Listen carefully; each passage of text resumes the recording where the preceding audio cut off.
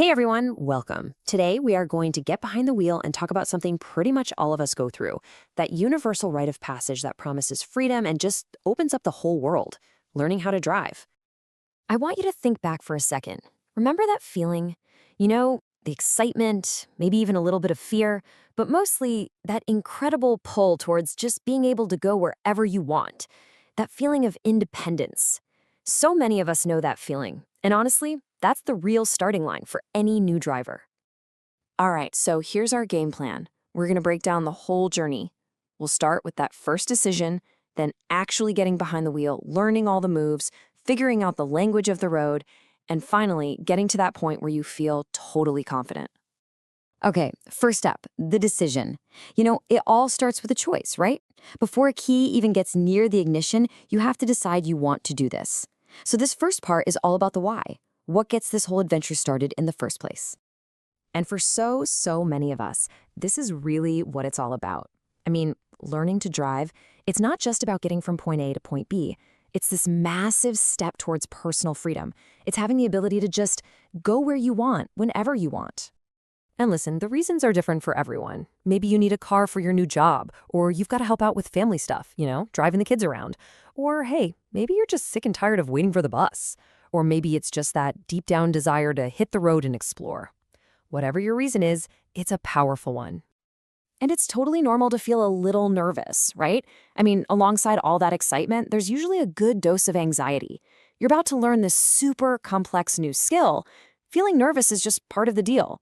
Honestly, it just shows you get how big of a responsibility this is. All right, let's do it. We've made the decision. Now it's time to actually get in the driver's seat. This is like your new cockpit, and let's be real, it can feel like a totally alien world when you first sit down. Now, before you even think about turning that key, there's this super important setup routine. First, get your seat adjusted just right. Then, you've got to check all your mirrors. Make sure you can see everything. And finally, get a nice, firm grip on that wheel. It's like this little ritual that sets you up for a safe drive. Okay, let's talk basics.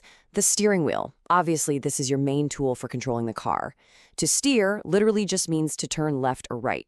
And getting the feel for this is really the first step to feeling like you're actually in charge. A lot of the language around driving is pretty straightforward. Take the rear view mirror. It's a mirror for viewing what's in your rear or what's behind you. Simple as that. This thing becomes your little window to the world you're leaving behind, and checking it becomes totally automatic before you know it. Okay, so now we move from just knowing the parts to actually, making them all work together. This is where those first kind of fumbling attempts at driving happen. And trust me on this, that initial clumsiness, yeah, everyone goes through that. No exceptions. All right, so if you're learning on a manual or a stick shift, this next part is for you, the clutch. This third pedal is going to be your new best friend and, let's be honest, probably your worst enemy for a little while. It's that pedal on the far left, and you got to push it in every single time you change gears. It takes a ton of coordination and a whole lot of practice.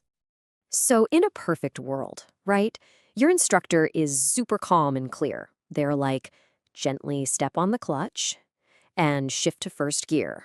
Now let go of the clutch as you give it a little gas, and the car just glides forward smoothly. Ah, sounds so simple, doesn't it? But let's talk about reality for a second. For so many of us, that calm plan just goes right out the window. Your foot slips, you hit the gas instead of the brake, the car lurches forward, and suddenly someone is screaming, "What are you doing? Get off the sidewalk!" It's pure chaos. But you know what? It's a memorable and pretty universal part of the whole learning experience. So here's the thing, learning to drive isn't just about your hands and feet doing the right thing. You're also learning a whole new language, really. It's this collection of phrases and commands that you only hear out on the road. Here's a classic example. Pull over. It's a simple phrase, but it means something very specific. Move your car to the side of the road and stop. You might do it to take a phone call or, like in the movies when you see those flashing lights behind you. And that brings us to this hilarious scenario. The instructor sees the police and says, "Pull over." But the new driver, maybe they've seen too many movies, totally panics and shouts, "They'll never take me alive," which, of course, is just a super dramatic and funny thing to say. It basically means, "I'm not going to let you catch me." And this happens all the time with language, not just in driving. If your instructor says, "I've told you this a million times," they don't literally mean 1 million times. It's just an exaggeration, right? It's a way of saying, "We've gone over this a lot."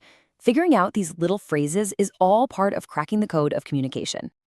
All right, so after all the lessons, all the mistakes, and hours of practice, you finally get here.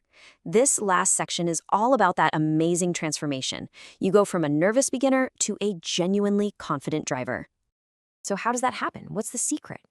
It's just repetition. That's it.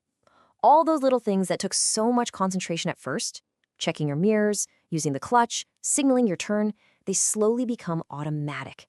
It's like your brain puts them on autopilot, into muscle memory. And that frees up your mind to just focus on the road. That's where real confidence comes from. So, what are the big takeaways here? Well, first, learning to drive is a super personal journey toward independence.